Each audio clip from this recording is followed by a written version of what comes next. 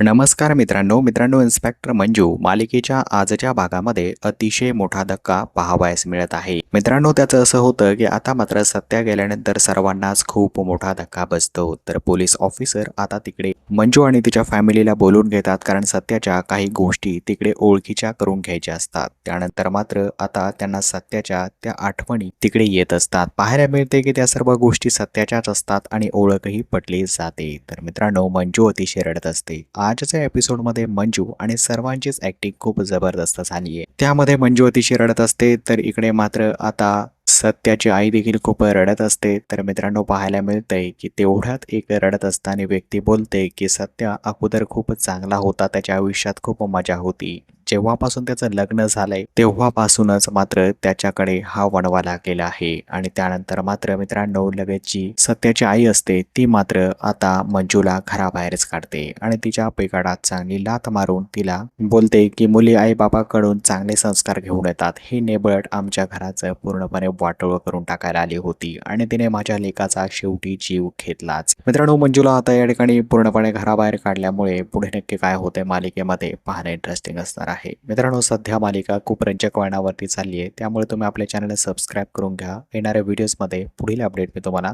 नक्कीच देण्याचा प्रयत्न करणार आहे. धन्यवाद.